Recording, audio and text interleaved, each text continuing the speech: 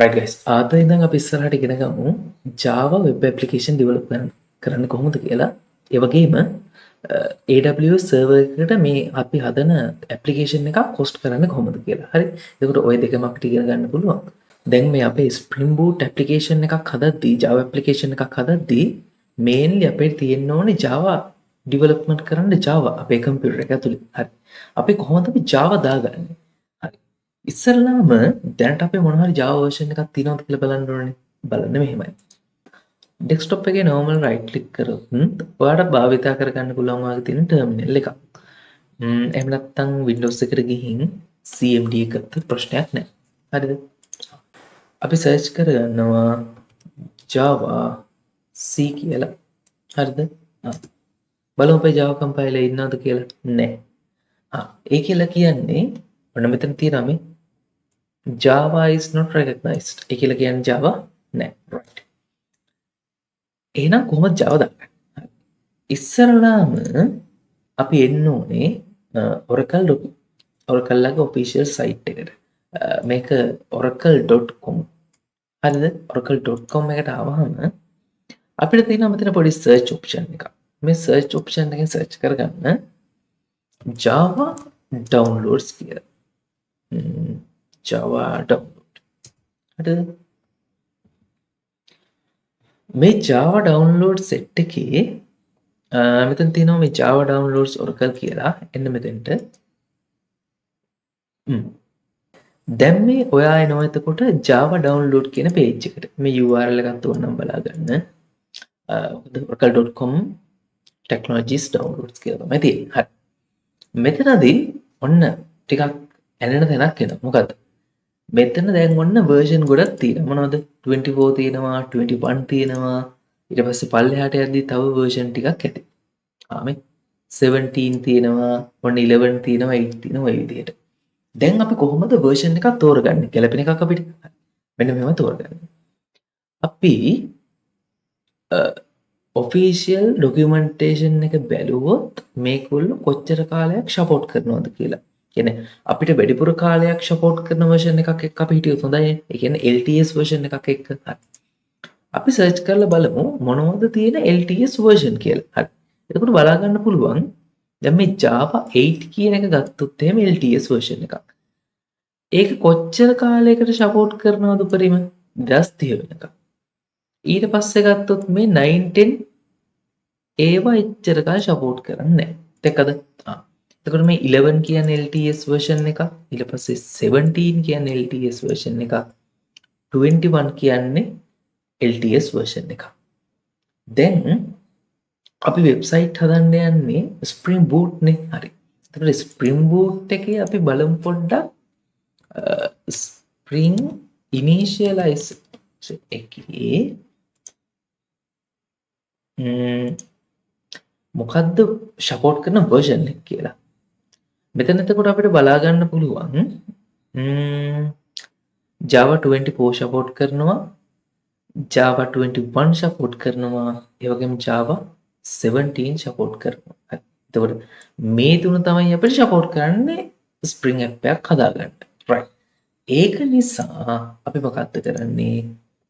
safe විදිහට ඔයාලට 17 download කරන්නත් පුළුවන්, 21 download කරන්නත් පුළුවන්. එහෙම නැත්නම් මේගොල්ලෝ කියනවා වගේ 24 download කරන්නත් පුළුවන්. 24 download කරන එකේ පොඩි ප්‍රශ්නයක් තියෙන එකක් non LTS version එකක් ඒක. අනිත් එක මොකක්ද? අපි පාවිච්චි කරන සමහර dependencies 24 version එකත් එක්ක නොගැලපෙන්න පුළුවන්. ඒක නිසා ගොඩක් පරිස්සම් මොකක් පාවිච්චි කරන එකද? 17 හෝ 21 පාවිච්චි කරන. මම දැනට 17 21 ඒ දෙක අතරතුරින් අපි යමු 17 එක. හරි. එතකොට මම එනවා downloads පැත්තට. මෙතන ආවම 21 download කරන කෙනෙක්ට 21 මෙතනින් තියෙනවා download කරගන්න. 21 section එක select කරා. ඊට පස්සේ මෙතන තියෙනවා ඔයාගේ version එක. Linux නම් එහෙමයි. Windows නම් එහෙමයි. Windows නම් Windows වලට යන්න වෙයි. මෙතනින් 64 bit install එක ගත්තත් MSI install එක ගත්තත් දෙකම ප්‍රශ්නයක් නැහැ. MSI කියන එක මේ MSI lab වල තියෙන එකක් නෙවෙයි. ඕන එකට support කරනවා. හරි. exe file එකක් වගේම තමයි ඒක. ඊට වඩා ටිකක් සිස්ටම් එක ඇතුළට යන්නේ නැහැ. ඒක නිසා ඒක ටිකක් සේෆ් කියලා හිතා ගන්න පුළුවන් අපිට. හරි. එහෙම නැත්නම් අපිට ඔන්න 17 version එක ගන්න පුළුවන්.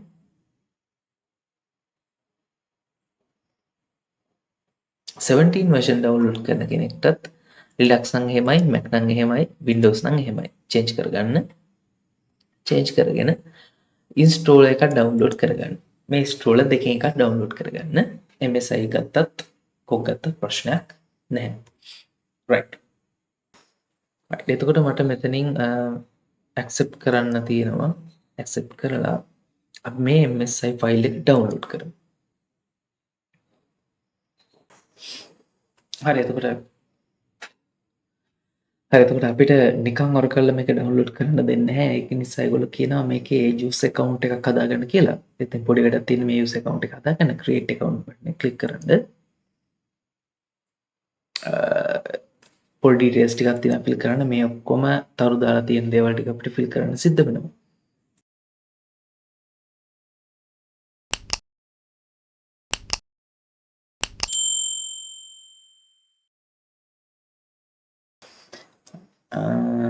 අපි ඒ ටික fill කරලා create account button එක click කරන්න තමයි තියෙන්නේ.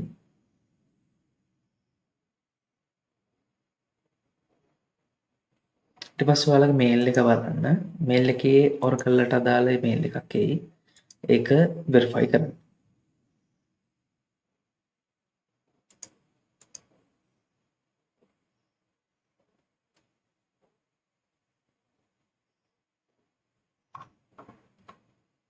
right. ඊට පස්සේ අපිට පුළුවන් මෙතනින් back වෙන්නත් පුළුවන්. හරිද? එහෙම නැත්නම් ආපහු open වෙන තැනුත් අපිට පුළුවන් search කරගන්න Java download කියලා. හරි. මෙතනට ආවහම ඔන්න මෙතන තියෙන්නේ JDK 17 download කියන තැන අපි හිටියේ. මෙතනින් Windows තේරුවා. ඊට පස්සේ මම MSI download එකක් තමයි තෝරන්නේ මෙතනින්. හරි. ඔය විදිහට හදාගත්ත account එකේ details ටික දාලා මෙතන ලොක් වෙන්න.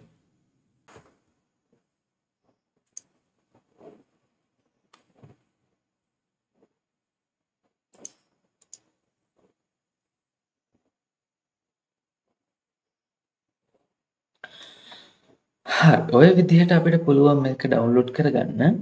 account හදන්න කැමති නැති කෙනෙක් ඉන්නවා නම් එයාට මේ විදිහට download කරගන්න පුළුවන්. හරිද? කොහොමද? ඉන්න මම පෙන්නන්න. මෙතනත් download කරගන්න පුළුවන් Microsoft Open JDK version වලින් Microsoft Open JDK එකට ආවොත් ඒ link එකේදී ඔයාලට බලා ගන්න පුළුවන් Open JDK 21 17 මේ දෙකම තියෙනවා. අපිට 21 එකේ MSI version එක පුළුවන් download කරගන්න. ඒ වගේම 17 එකේ MSI version එකක් තියෙනවා download කරගන්න. ඉතින් මේ දෙකෙන් කැමති version එකක් download කරගන්න එක කිසි ප්‍රශ්නයක් නැහැ. ඉතින් 21 download කරන එකත් හොඳයි. ඉතින් මම ඔන්න 21 MSI download එක click කරන්නම්. automatically JDK version එක download වෙන්න පටන් ගනී. හරි එතකොට ඔන්න මම ක්‍රම දෙකක් වෙනවා JDK download කරන්න කොහොමද කියලා. කොහොමද අපි 17 එක download කරාම කෙන්ද Oracle එකෙන් 21 version එක download කරා කොහෙන්ද Microsoft එකෙන්. Microsoft එක ගත්තොත් free දෙන්නේ ඒගොල්ලෝ commercial purpose වලට පාවිච්චි කරන්න පුළුවන් Open JDK version එකක්. කැමති කෙනෙක්ට Oracle version එක පාවිච්චි කරන්නත් පුළුවන්. ඒක fully open source එකක් නෙවෙයි. කෙසේ වෙතත් හරිද අපි කතා වුණා 17 එක කළ යමු කියලා ප්‍රොජෙක්ට් එක හදන්න. ඒක නිසා මම දැනට 17 එක ඉන්ස්ටෝල් කරන්න යන්නේ. right. එතකොට download directory එකට යන්න. ඩවුන්ලෝඩ් ඩිරෙක්ටරියට ගියාට පස්සේ ඔයාලගේ ඩවුන්ලෝඩ් කරපු JDK version ටික පෙන්නයි. මෙතනින් මම JDK 17 එක උඩ right click කරනවා. ඒක මම run as administrator මම දෙන්නම්. administrator run කරන්න install කරන්න විතරයි තියෙන්නේ. හරි අපි මේක install කරගමු.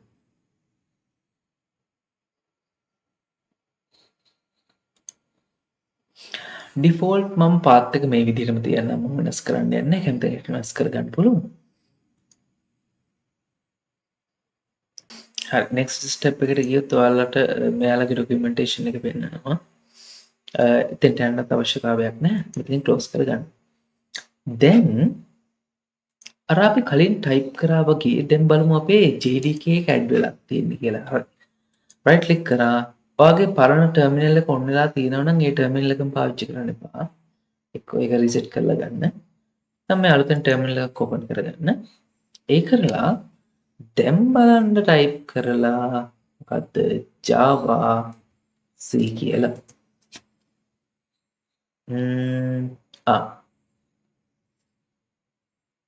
ඔන්න බැලුවොත් දැන් නම් මගේ Java C එක වැඩ කරනවා වගේ. සමහර කෙනෙක්ගේ තාමත් Java C එක වැඩ කරන්නේ නැති වෙන්න පුළුවන්. Java වැඩ කරන්නේ නැති වෙන්න පුළුවන්. ඒකට මොකද කරන්නේ?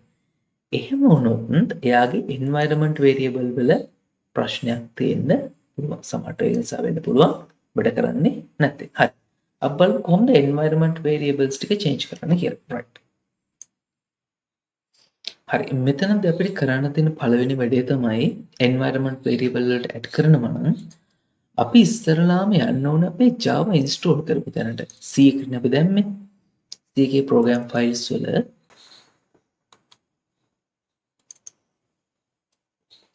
program file වල තියෙනවා Java කියන folder එක. මේ Java කියන folder එක ඇතුලේ තියෙනවා මම install කරගත්ත Java 17 කියන එක. මේ Java 17 කියන එක ඇතුලේ ඊට පස්සේ තියෙනවා folder එකක් bin කියලා.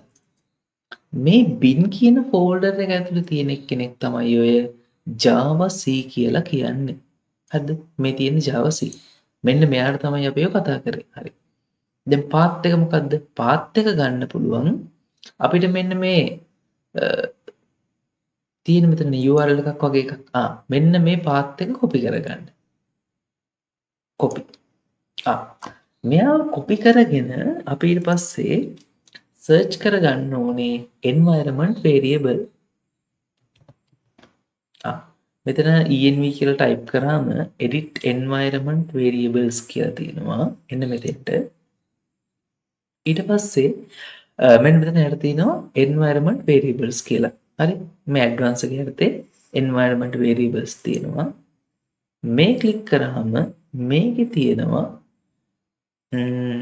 කොටස් දෙකක් user variables කියලා තියෙනවා system variables කියලා තියෙනවා.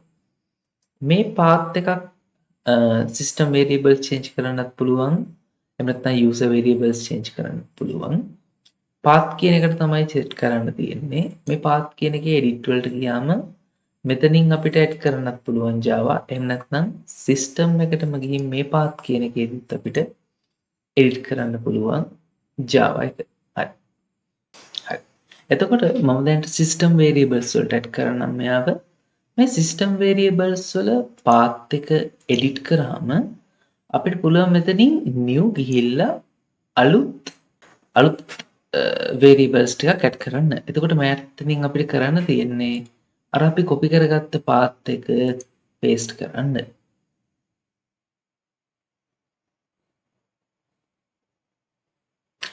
paste කරලා okay කරන්න. right. ඊට පස්සෙත් මම ගිහිල්ලා terminal එකේ search කරලා බලන්නම් Java C කියන එක. ප්‍රශ්නයක් නැහැ. වැඩ කරනවා. ඉතින් ඔය විදිහට තමයි අපිට Java setup කරගන්න තියෙන්නේ.